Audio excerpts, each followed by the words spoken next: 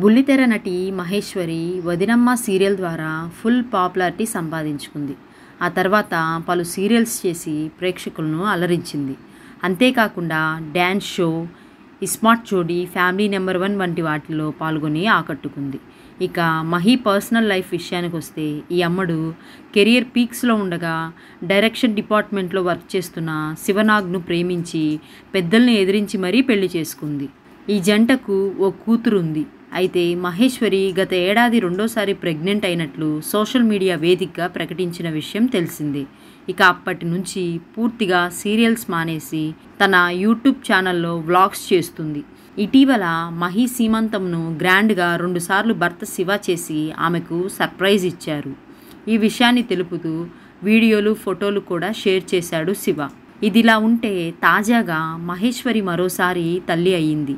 నిన్న ఉదయం ఆమె పండంటి బిడ్డకు జన్మనిచ్చింది. ఈ విషయాన్ని తెలుపుతూ ఆమె భర్త శివనాగ్ సోషల్ మీడియా వేదికగా ప్రకటించాడు. ఫ్యామిలీ చేతుల ఫోటోలను షేర్ చేశాడు. కానీ తన భర్త మహికి పుట్టింది ఆడపిల్ల, మగపిల్లాడు అనే విషయాన్ని తెలుపలేదు. దీంతో ప్రస్తుతం ఈ పోస్ట్ నెట్టింట చర్చనీయాంశంగా మారింది. నెటిజన్లు కొందరు మహికి పుట్టింది పాపనా, బాబునా అని చర్చించుకుంటున్నారు. అలాగే శివ పోస్టును చూసిన సినీ ప్రముఖులు మాత్రం ఈ జంటకు శుభాకాంక్షలు తెలుపుతున్నారు.